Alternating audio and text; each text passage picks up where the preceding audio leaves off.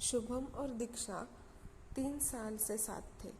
जब से वो दिल्ली में एक दोस्त की पार्टी में मिले थे, वो दोनों प्यार में थे और सब कुछ सही चल रहा था।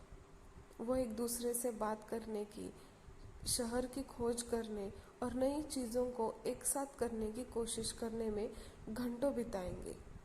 लेकिन जैसे जैसे समय बीतता गया, चीज़ें भी बदलने लगी। शुभम काम में अधिक से अधिक व्यस्त होने लगा। दीक्षा को अकेला महसूस होने लगा। उसने उससे इसके बारे में बात करने की कोशिश की, लेकिन वो हमेशा यह कहते हुए उसको टाल देता था कि अभी काम बहुत है और चीज़ें जल्दी बेहतर हो जाएगी। दीक्षा ने धैर्य रखा और समझने की कोशिश की, लेकिन जैसे जैसे सप्ताह महीनों में बदलते गए, वह शुभम अधिक से अधिक डिस्कनेक्ट महसूस कर रही थी। वो उसके साथ योजनाएं बनाने की कोशिश करती, लेकिन वो हमेशा अंतिम समय पर रद्द ही कर देता, या यह कह के कि वो अभी कुछ काम में बिजी है या थक गया है। एक दिन दीक्षा ने फैसला किया कि उसके पास बहुत कुछ है, वो इस तरह जीना जारी नहीं रखती। ऐसा महसूस करती थी कि शुभम के काम हमेशा वो दूसरे स्थान पर ही थी। उसने उसके साथ चीज़ों को समाप्त करने का फैसला किया। उम्मीद है कि यह उसके लिए एक वेकअप कॉल होगा। जो वो खो रहा था, शुभम तबाह हो गया।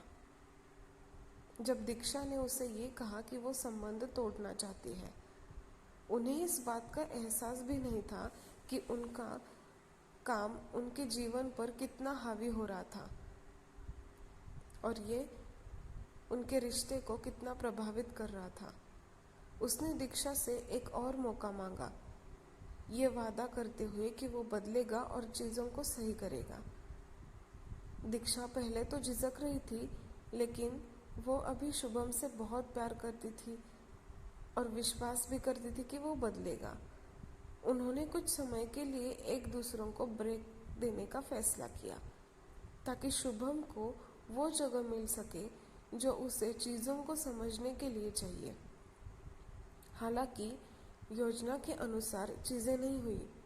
शुभम अभी भी काम में डूबा था और दीक्षा अभी भी उपेक्षित महसूस कर रही थी।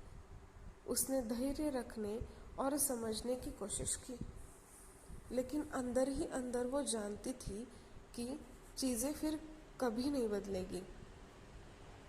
एक शाम दीक्षा ने अपना दिमाग साफ करने के लिए शहर में घूमने का फैसला किया।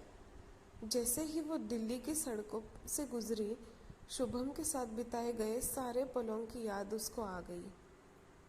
उसे वह सारा समय याद था जो उन्होंने एक साथ बिताया था। शहर की खोज की, नए खाद्य पदार्थों की कोशिश की और बस एक दूसरों की कंपनी का आनंद लिया। जैसे जैसे वह चलती गई, उसे एहसास हुआ कि वो शुभम से कितना प्यार करती है। वो इस तरह नहीं रह सकती। उसे किसी ऐसे दोस्त की ज़रूरत थी जो उसे प्यार करे और उसकी देखभाल करे और जो उसे अपने जीवन में सबसे पहले रखे। भारी मन से दीक्षा ने शुभम को एक पाठ संदेश भेजा, जिसमें कहा गया था कि वह यह हमेशा के लिए खत्म हो गया है। फिर भी ये सोचकर उसे दुख हुआ कि क्या हो सकता है।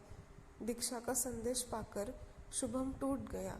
उसे बहुत देर से ये एहसास हुआ कि उसने उसे कितना महत्व दिया था और वो वास्तव में उससे कितना प्यार करता था।